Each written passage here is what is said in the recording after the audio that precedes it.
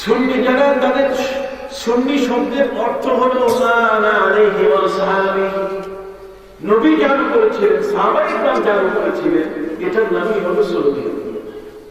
আমার নবী হযরত আয়েশা নবীর চাদরকে তিনি ভালোবাসছেন, হযরত উম্মে সালমা নবীর পান পাত্রকে বরকতের পাত্র মনে করেছেন, হযরত আনাস ইবনে মালিক রাদিয়াল্লাহু তাআলার কাছে আমার নবীর জুতা মোবারক ছিল। কি ছিল? জুতা মোবারক নারাই ছিল, নারাই মোবারক। রাসূলের জুতা মোবারকের ছবি যদি তার ঘরের মধ্যে টাঙানো থাকে, ওই ঘর কোনোদিন রিজেকশন হবে না, ওই ঘরে কোনোদিন কোনো ধরনের রোগ ঢুকবে না। এমনি জ্বর, নাকের মধ্যে সর্দি আর গায়ের চুলকানি এগুলো হবে, কথা বলে না। কিন্তু কঠিন কোনো দুরারোগ্য ব্যাধি সেই ঘরের মধ্যে প্রবেশ করবে না। নবীর জুতা মোবারকের এত মূল্য, আকীদা তো আমাদের এইটা। এখন আপনি মোহাম্মদ ইবনে আব্দুল ওয়াহাব নজদিরে জিজ্ঞেস করবেন শিরক শিরক শিরক, আর শিরক যদি হয় তাহলে মা আয়েশা নবীর চাদর কাউকে দেন নাই, হযরতে উম্মে সালমা নবীর পানপাত্র নিচে ছাড়েন নাই, তিনি যে অসুস্থ হতো ওই পানপাত্র দিয়ে পানি পান করাতেন। কেন অন্য পানপাত্র দিয়ে পানি পান করাতে পারতেন না? তারা করে নবীর পানপাত্র কেন দিলেন? আপনি কি বুঝতে পারছেন? আকীদা। হযরত আবু মুসা আশআরী রাদিয়াল্লাহু তাআলা আনহু বিশ্বনবী মুহাম্মদুর রাসূলুল্লাহ সাল্লাল্লাহু আলাইহি ওয়াসাল্লামকে দাওয়াত করলেন। আমরা হলে তো দাওয়াত করলে জিব্বা লম্বা করে যাই, নিশ্চয়ই সেখানে বড় বাইক মাছ হবে, না হলে ওখানে বিরিয়ানি হবে, তাহলে কালিয়া হবে, কোপ্তা হবে, আরো কিছু সুন্দর খাবার দাবারের আয়োজন হবে। আমার নবীকে দাওয়াত করলেন হযরত আবু মুসা আশআরী রাদিয়াল্লাহু তাআলা আনহু। নবীজি তার বাড়িতে গেলেন। নবীজি বললেন, আবু মুসা তুমি আমাকে দাওয়াত করেছো কেন? আবু মুসা আশআরী রাদিয়াল্লাহু তাআলা আনহু বললেন, ইয়া রাসূলুল্লাহ ইয়া হাবিবাল্লাহ, আপনি একটা জায়গায় আমার ঘরে একটা দুই রাকাত নামাজ পড়তেন। সুবহানাল্লাহ। নবীজি বললেন, আবু মুসা তোমার ঘরে দুই রাকাত নামাজ পড়বো কেন বলো? হযরত আবু মুসা আশআরী রাদিয়াল্লাহু তাআলা আনহু বললেন, ইয়া রাসূলুল্লাহ ইয়া হাবিবাল্লাহ, সেই জমিনের উপরে আপনি রুকু করবেন, সিজদা করবেন, নামাজ পড়ে দেবেন, খোদার কসম কিয়ামত পর্যন্ত ওই জায়গাটি বরকতের জায়গায় পরিণত হয়ে যাবে। সুবহানাল্লাহ। নারায়ে তাকবীর।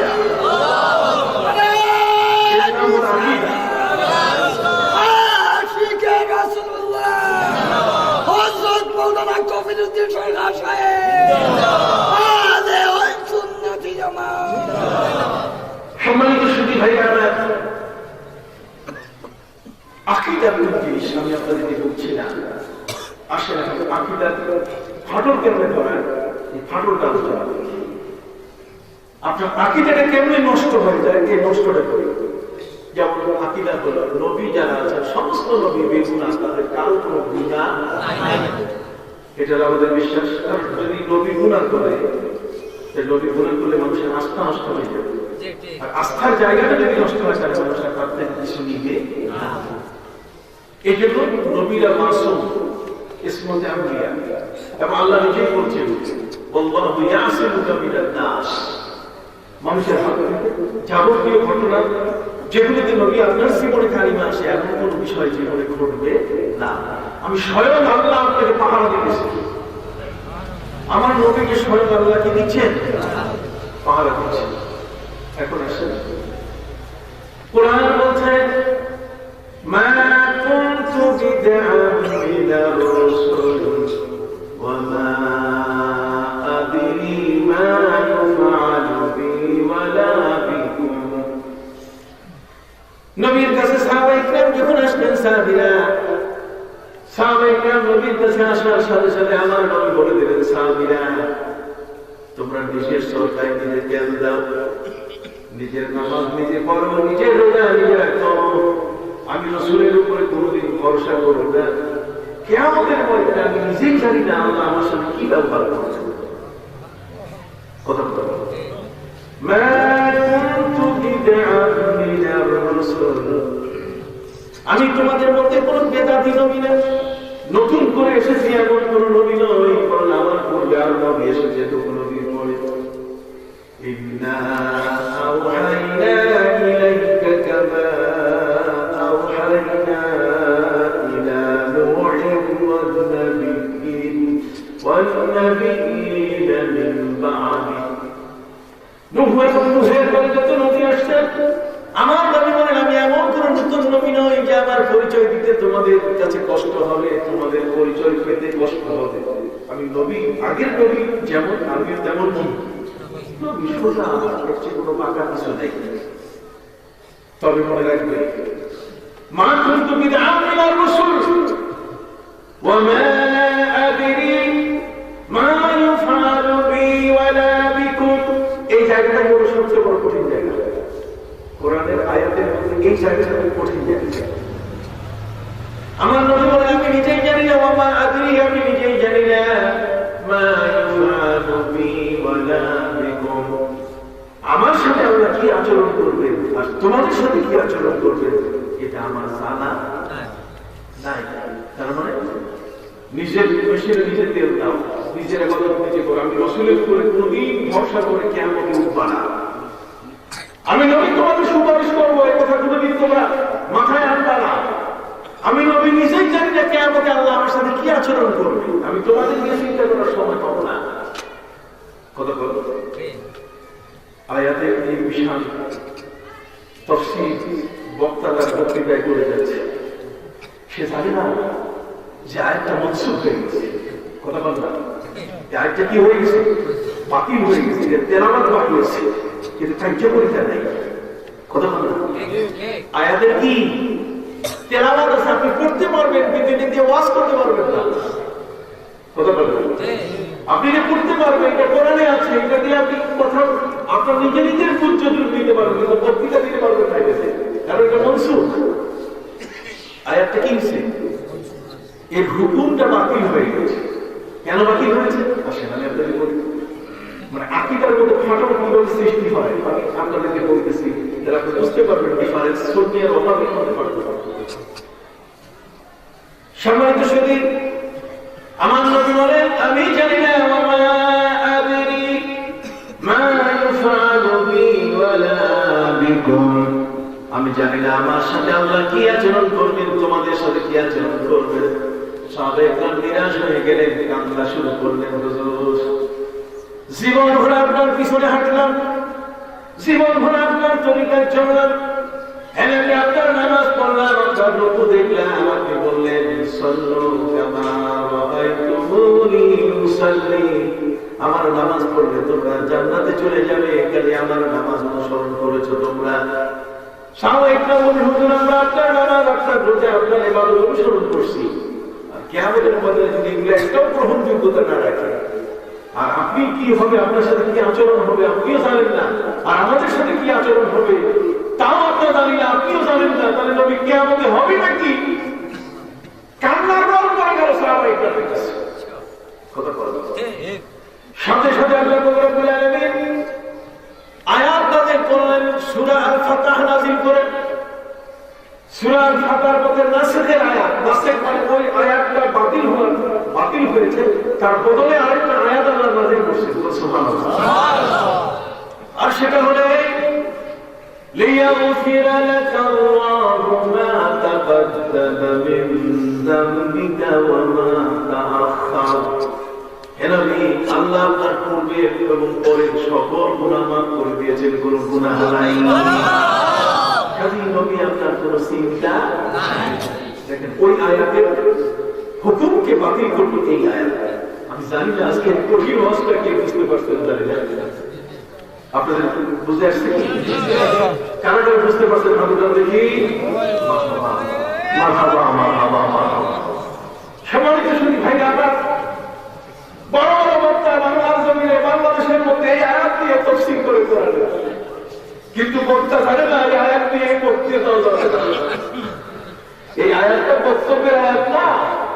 মা কুনতু বিদআন মিনার রাসূল ওয়া মা আদরি মা ইউফআলু বি ওয়ালা বিকুম, আমি রাসূল জানি না আল্লাহ আমার সাথে কি আচরণ করবে। না, আল্লাহ বলে দিয়েছেন আল্লাহ আপনার সাথে ভালো আচরণ করবেন, আপনাকে মাকামে মাহমুদ দিয়েছেন আল্লাহ। 啊。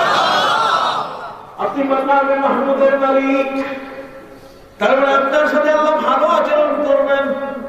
ومن الليل فتهجد به نافلة لك عسى أن يبعثك ربك مقاما محمودا। মাকামে মাহমুদ হলো কিয়ামতের মধ্যে আল্লাহ রব্বুল আলামিন বিচারের মঞ্চ যখন বসাবে, তখন ওই বিচারের মঞ্চ তৈরি হবে একমাত্র আল্লাহর বসার জন্য। কিয়ামতের ময়দানে সকল নবী রাসূল সব দাঁড়িয়ে দাঁড়িয়ে থাকবে 180টা কাতার যাবে। সেখানে আল্লাহ তাআলা আমার নবীর জন্য তার কুরসির পাশে একটা মাকামে মাহমুদের চেয়ার লাগাইবেন। হযরত মুজাহিদ বলেন, অসংখ্য গণিত উলামায়ে এসেছে মাকামে মাহমুদ মানে আল্লাহর কোল। কোন কোন জায়গায় বলা হয়েছে কিয়ামতের ময়দানে আমার নবী থাকবেন আল্লাহর কোলে, আল্লাহর কোলে থাকবেন আমার নবী। আল্লাহু আকবার! কত বড় নবীর উম্মত আমরা! কথা কি বুঝতে পারছেন? ওই নবীর শুভাগমনের মানুষ হলো এইটা। সুন্নি ভাইরা, এই নাম হলো আকীদা। সুন্নি মানে আপনার নবীর প্রতি আপনার দৃঢ় বিশ্বাস থাকতে হবে। হযরত আয়েশার বিশ্বাস ছিল দৃঢ় যে নবীর জামান মধ্যে বরকত আছে। সুবহানাল্লাহ। হযরত উম্মে সালমান বিশ্বাস ছিল, আকীদা ছিল এই যে নবীর পান পাত্রের মধ্যে কি ছিল? বরকত ছিল। হযরত খালিদ সাইফুল্লাহ আকীদা ছিল এই যে নবীর মাথার চুল মোবারকের মধ্যে কি আছে? বরকত আছে। কথা বল না? হযরত আনাস ইবনে মালিক রাদিয়াল্লাহু তাআলার মধ্যে বরকত, তার মধ্যে বিশ্বাস ছিল যে নবী করিম সাল্লাল্লাহু আলাইহি ওয়াসাল্লামের জুতা মোবারক নালায়ে শরীফের মধ্যে কি আছে? বরকত আছে। আপনি বলতে তো শিরক শিরক শিরক বেদাত বেদাত বেদাত কইতে কইতে নাম সব ফালাই দিলেন। কথা বুঝতে পেরেছেন? এইজন্য ওরা ওয়াহাবিরা এই কথাগুলো, ওয়াহাবিরা নবীকে কলঙ্কিত করতে চায়। আসেন কি আসেন নবীকে কলঙ্কিত করা মানে তার আকীদা বিশ্বাস নষ্ট হওয়া না? সর্বনাশ। নবীকে কলঙ্কিত করা মানে কি? দুনিয়ার কোনো আওয়াজ নাই, বক্তৃতা, দুনিয়ার কোনো বক্তৃতা পায় না, বক্তৃতা শুরু করছে নবী দিয়ে। দেখেন, আমি আপনাকে আপনার দেখবেন এই ধরনের বক্তৃতা পুরুষই দিবেন না এবং কাউকে দিতেও দিবেন না। কথা বলুন, কেউ যদি আপনি বুঝতে পারছেন আমি কিন্তু খুব সিরিয়াস মানুষ, খুব কঠিন এবং অত্যন্ত সিরিয়াস। কারোর সাথে খুব কম্প্রোমাইজ নাই। আমি বক্তা যদি দেখি উল্টো বলে বসেন, আরো 10 বছর বক্তৃতা শিখেন, তারপরে সে বক্তৃতা দিবেন। কথা বুঝতে পারছেন? খবরদার এমন কথা বলা যাবে না যে কথাটা নবীর শান করে ইজ্জত, নবীর ইজ্জত নষ্ট হয়।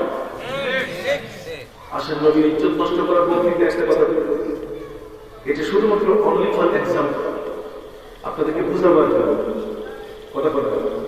না হলে তার রব্বুল আলামিন হারুত মারুতকে পাঠাতেন না।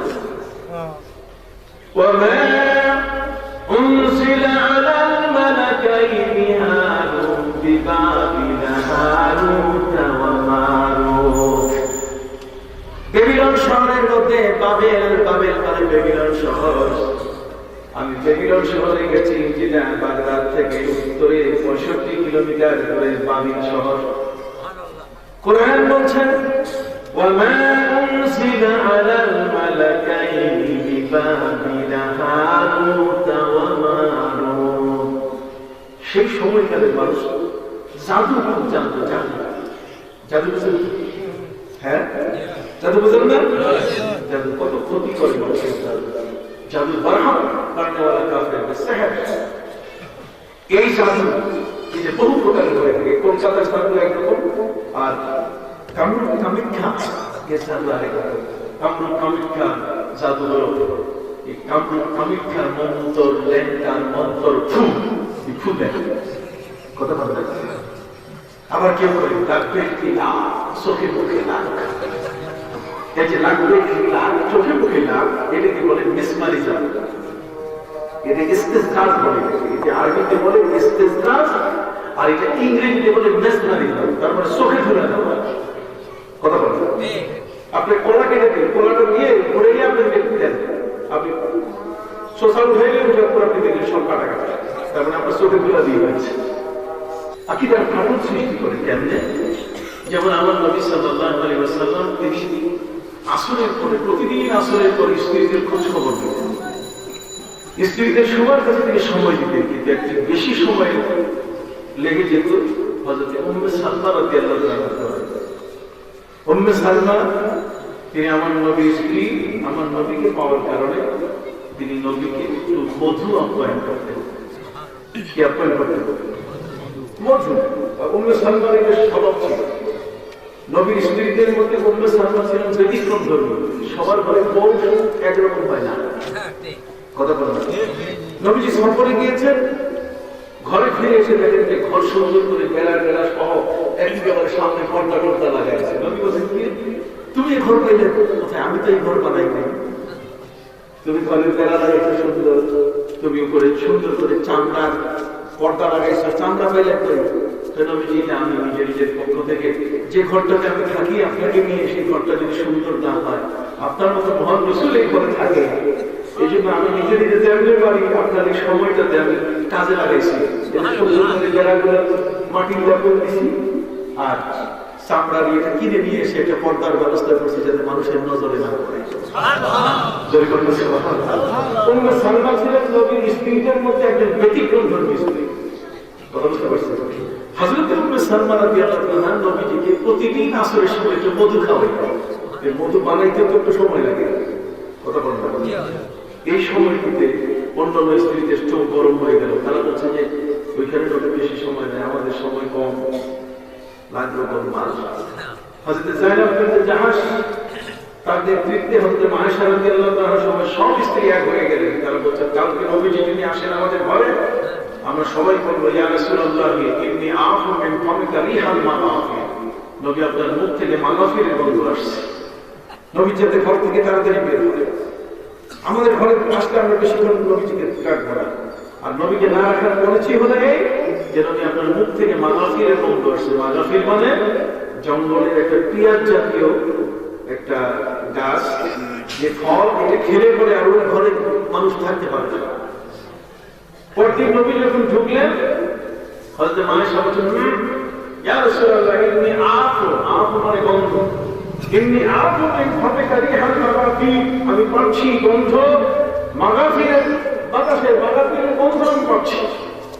নবী বলছেন, ওয়াল্লাহি মা যাকাতুল মাগাফিরা, খোদার কসম আমি তো মাগাফির খাই নাই।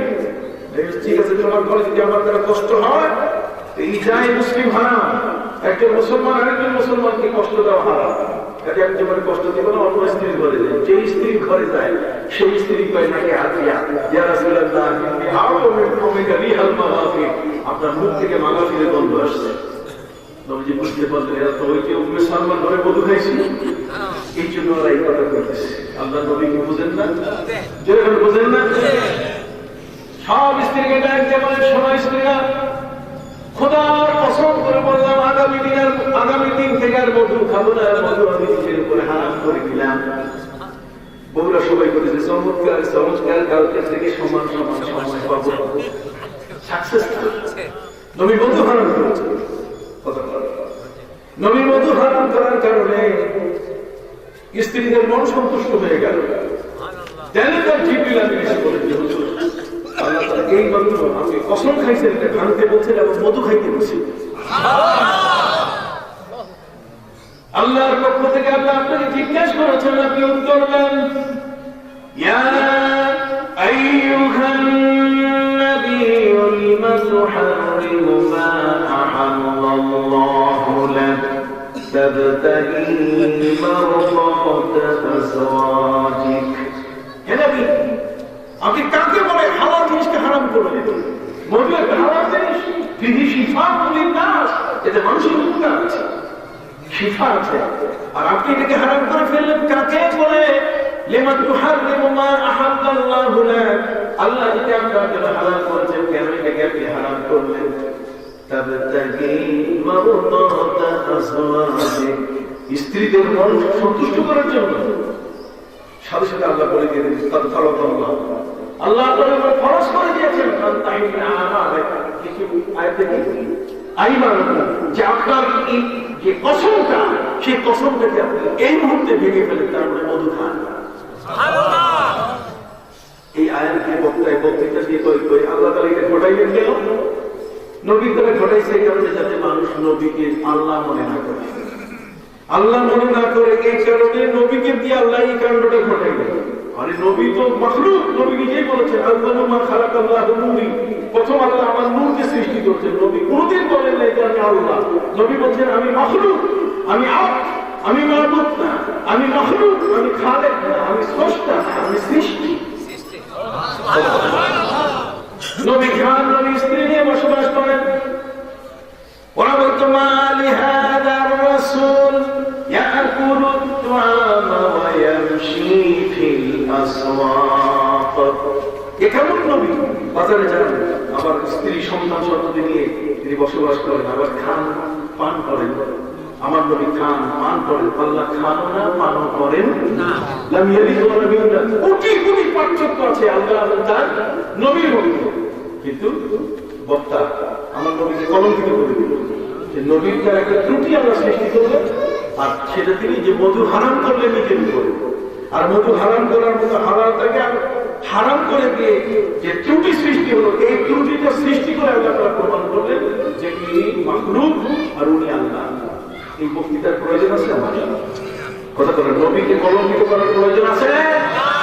এই যে উম্মতের দায়িত্ব হলো আমার ভাষা, আমার কথা, আমার ব্যাখ্যা, আমার আচার আচরণ দিয়ে যেন নবীর মান নষ্ট না হয়। কথা কি বুঝতে পেরেছি? সম্মানিত সুধী, এই জন্য আপনাদের ক্ষেত্রে বলছি আমার আকীদা হলো আন-নাবিয়্যু আওলা বিল মুমিনিনা মিন আনফুসিহিম ওয়া আযওয়াজুহু উম্মাহাতুহুম। ঈমানদার ব্যক্তির কাছে সবচেয়ে জীবনের প্রিয় হলো কে? নবী। আর নবীর সাথে যার জীবনের সম্পর্ক তাদের সম্মান অনেক বড়। যেমন মা আয়েশা, মা খাদিজা নবীর স্ত্রী হওয়ার কারণে তাদের মর্যাদা বেড়ে গেছে, তারা মায়ের সম্মান পেয়ে গেছে।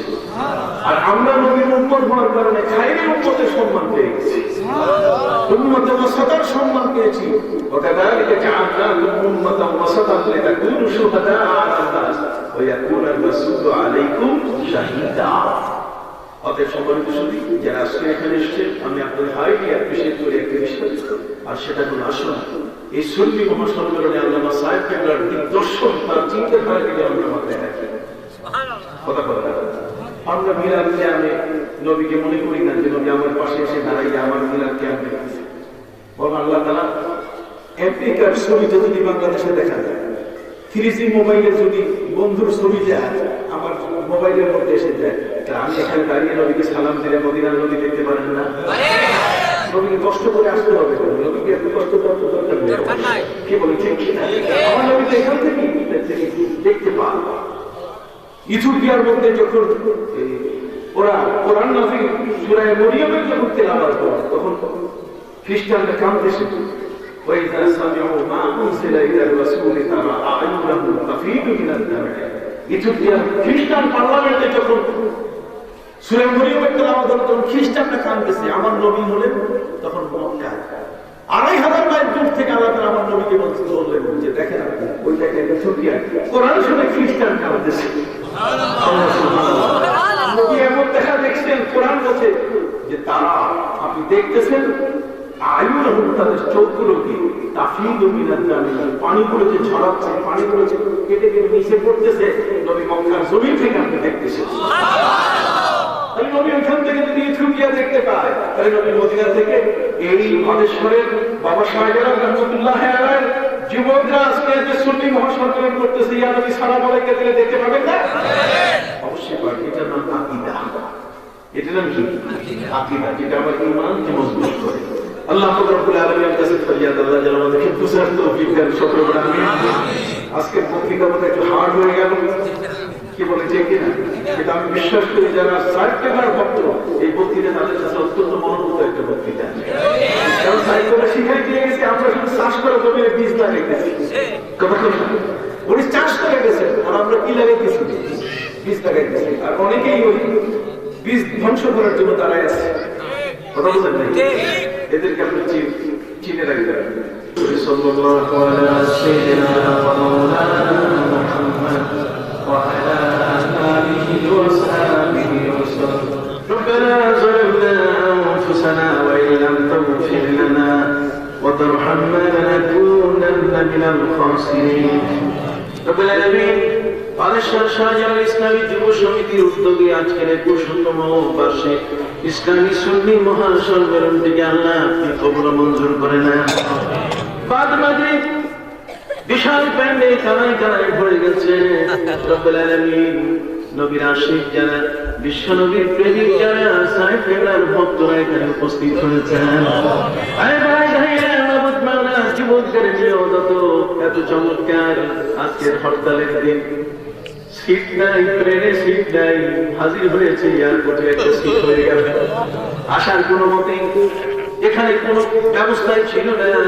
আল্লাহ এই সুন্দর মাহফিলটিতে আমার মতো একজন গুনাহগার আসার সুযোগ করে দিলেন। আমার ভাইরা ঘরে বসে থাকে নাই, তারা এখানে উপস্থিত হয়েছে। রব্বুল আলামিন বালেশ্বর শাহজালাল ইসলামী যুব সমিতিকে আল্লাহ আপনি কিয়ামত পর্যন্ত কবুল করে নেন। সুন্নি মহাসম্মেলনটি যেন এই এলাকার সুন্নতের পতাকাবাহী হতে পারে। আল্লাহ এই দলটির কারণে যেন এখানে গায়ের সুন্নি ওয়াহাবিরা যেন প্রতিষ্ঠিত না হয়, আল্লাহ মেহেরবানি করে কবুল মঞ্জুর করে নেন। রব্বুল আলামিন এই যুব সমিতির প্রতিষ্ঠাতা সভাপতি জনাব মরহুম মোহাম্মদ সিরাজউদ্দিন সাধারণ সম্পাদক যুবক জনাব আব্দুল কদির, আল্লাহ তাদের রূহের হাদিয়াগুলো বকশিশ করে দেন। যারা সুন্দর মাহফিলের আয়োজন করলেন, মা বোনরা বাইরে থেকে হাত পেতেছেন, ছোট্ট শিশু থেকে বৃদ্ধ পর্যন্ত আলিম ওলামা এই স্টেজে যারা বসে আছেন তাদের সব আমি গুনাহগার আপনার শাহী দরবারে হাত পেতেছি। এতক্ষণ জগৎ যারা কিছু আলোচনা করো, তামামের হাদিয়াগুলো সোনার মদিনায় নবীজির রওজা মুবারকায় বকশিশ করে দেন। আম্বিয়া মুরসালিন সাহাবায়ে কিরাম শুহাদায়ে ইসলাম তাবিঈন তাবিঈন উলামায়ে মুতাকাদ্দিমিন মুতাআখিরিন সালফ সালেহিন علماء فضلاء ودباء نقباء نجباء في مشايخ الأولياء الغوث كتب أبطال أمطار خيار خاص كل علماء يعقوب بذكر رحمة الله عليه حضرت شمس العلماء علماء صاحب جبل فضل رحمة الله عليه في رحمة بخشش قرآن سلسلة فرفرة شهو حقالي دربار جزء في مشايخ الأولياء حضرت শাহজালাল ইয়ামানি শাহমখদুম শাহী শাহপড়াম শাহমানাত শাহফতিহুল্লাহ শাহগরিবুল্লাহ শাহআলী বাগদাদি শাহশারফুদ্দিন চিশতি বেহেশতি খানজালালি শাহমাউলে কিবার বুজুর্গালি আল্লাহ সকলের রূহের হাদিয়া বকশিশ করে দেন। আয় বাবু জানি না কার মা দুনিয়া থেকে বিদায় নিয়েছেন, কার বাবা কবরবাসী হয়েছেন। রব্বির হামহুমা কামা রব্বায়ানি সগীরা রব্বির হামহুমা কামা রব্বায়ানি সগীরা। আল্লাহ বাবা জীবনের গুনাহগুলো মাফ করে দেন, মা বাবাকে বিনা হিসেবে জান্নাতুল ফিরদাউস নসিব করে দেন। আল্লাহ পাক দাদা দাদি নানা নানি শ্বশুর শাশুড়ি আত্মীয় স্বজন পাড়া প্রতিবেশী, বাবার খানদান, ভাইয়ের খানদান, ওস্তাদ মুরব্বির খানদান যারা খবরে, আল্লাহ প্রতি রূহের হাদিয়াগুলো বকশিশ করে দেন। খাস করে সবের সভাপতি আর সাধারণ সম্পাদক যে দুজনের নাম বলা হয়েছে তাদের রূহের হাদিয়া বকশিশ করে দেন। আল্লাহ তাদেরকে জান্নাতি হিসেবে কবুল করে দেন। বর্তমান সভাপতি সাহেবের স্ত্রী অসুস্থ, আল্লাহ দয়া করে শিফা দান করুন, শিফায়ে দাইমা আজিলা মুস্তামিরা দান করুন। রব্বুল আলামিন এলাকার যত মানুষ বিদেশের মাটিতে আছে আল্লাহ তাদের সবাইকে আপনি সুস্থ রাখুন, ভালো রাখুন। আল্লাহ যারা টাকা পয়সা দিয়েছেন, সহযোগিতা করেছেন, আজকের এই মাহফিলের সাথে সম্পৃক্ত যারা সবাইকে আপনার রহমতের হাতে সুপর্দ করুন। তাদের ছেলে মেয়েরা লেখাপড়া করছে, মেধাবী বানাই দেন, আশার রেজাল্ট করার তৌফিক দেন, বিপুল পরিমাণে হালাল রিজিকের ব্যবস্থা করে দেন। বেকার যারা তাদের কর্মসংস্থানের ব্যবস্থা করে দেন। রব্বুল আলামিন যাদের ঘরে মেয়ে বড় হয়েছে সৎপাত্রী কন্যাদানের ব্যবস্থা করে দেন। মিথ্যা মামলার হাত থেকে সবাইকে মুক্তির ব্যবস্থা করে দেন।